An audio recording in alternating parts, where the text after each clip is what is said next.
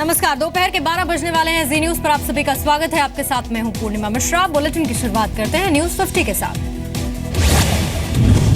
राज्य cricket associations के लिए फंड रिलीज कराने की मांग को लेकर बीसीसीआई सुप्रीम कोर्ट पहुंची है। अगर फंड रिलीज नहीं हुआ तो राजकोट का भारत इंग्लैंड मैच स्थगित हो सकता है।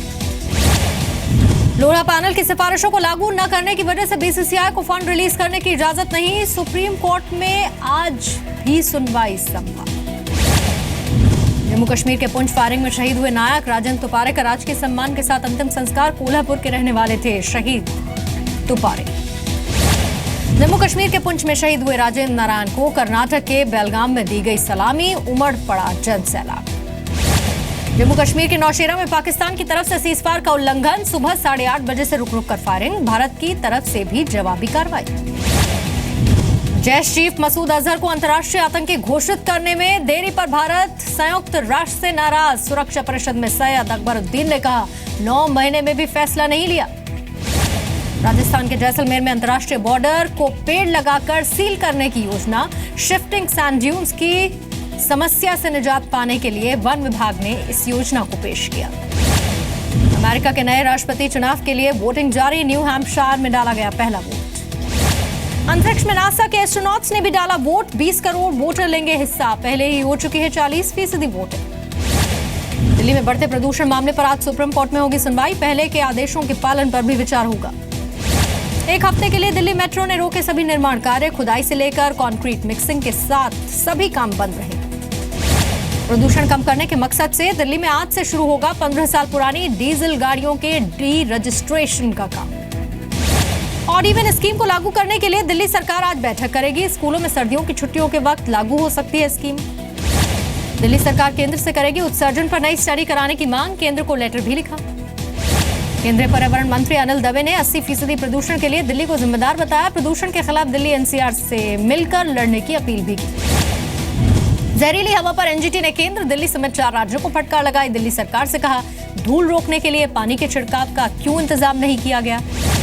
दिल्ली के जहरीली हवा से बचाने में एयर प्यूरिफायर भी नाकाम हो रहे हैं। दिल्ली में कई ऐसी फैमिलीज जिन्होंने एयर प्यूरिफायर का इस्तेमाल किया लेकिन राहत नहीं मिल रही। दिल्ली एनसीआर में प्रदूषण से सेहत पर असर पर एसोचैम ने सर्वे कराया। 10% कर्मचारियों में पाई गई सांस की परेशानी। कई कंपनियों ने एयर प्यूरिफायर भी लगाया। रक्षा मंत्रालय ने दी 82,000 करोड़ रुपए के सैन्य साजो सामान खरीदने को मंजूरी। 464 टैंक, 83 तेजस लड़ाकू विमान भी होंगे शामिल। मध्य प्रदेश के व्यापम घोटाले में फरार आरोपियों पर 10,000 का इनाम भी घोषित। सीबीआई ने 9 आरोपियों का फोटो भी जारी किया। खराब मौसम के चलते कानपुर के किसानों का बीमा लक्ष्य 2 गुना किया गया।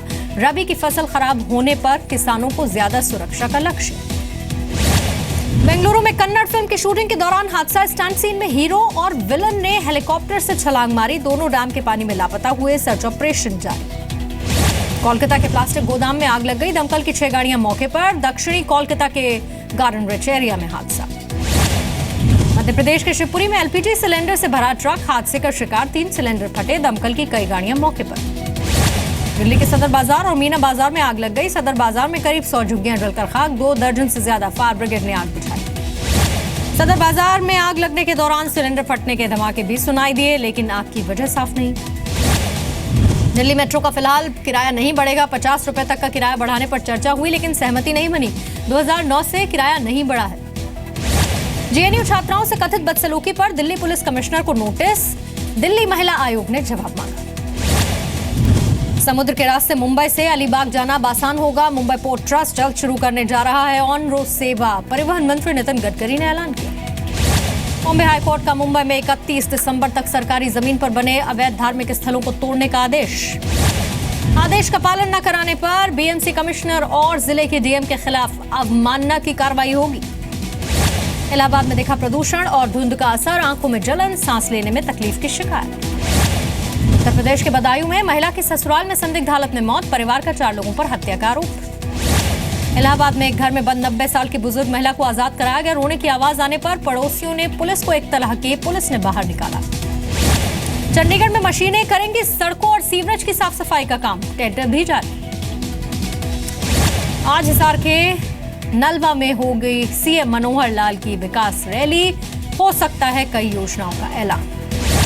पंजाब में कपूरथला के पशु मेले में हुआ करोड़ों रुपए का कारोबार, पड़ोसी राज्यों से आए लोगों ने भी खरीदारी की।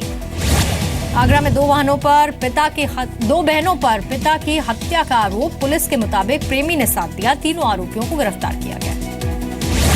उत्तर प्रदेश के बुलंदशहर में सास के कत्ल के आरोप में बहू गिरफ्तार, बहू ने पुलिस को भी भरमाने की पूरी कोशिश की। उत्तर प्रदेश के गोरखपुर में महिला की फावड़े से काटकर हत्या, अवैध संबंधों के शक के आधार पर वारदात को अंजाम, पति गिरफ्तार।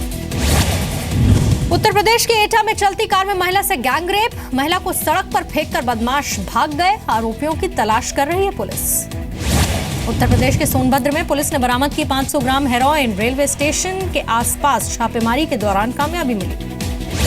भोपाल के सिमी एनकाउंटर मामले में न्यायिक जांच की अधिसूचना जारी, 3 महीने में सौंपी जाएगी रिपोर्ट। ग्वालियर सेंट्रल जेल में बंद पाक जासूस अब्बास की रिहाई पर मध्य प्रदेश हाईकोर्ट का स्टे, केंद्र, राज्य और जेल प्रबंधन को नोटिस भी। राजस्थान में खाटू श्याम के एक मैरिज हॉल में भीषण आग लग गई, लाखों का सामान जलकर खाक हो गया।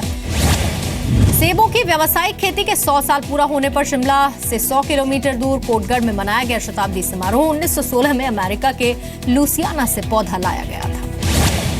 एयर मैक्सिको की फ्लाइट से निकला सांप, घबराए मुसाफिरों ने क्रू मेंबर को बताया, इमरजेंसी लैंडिंग के बाद पकड़ा गया सांप।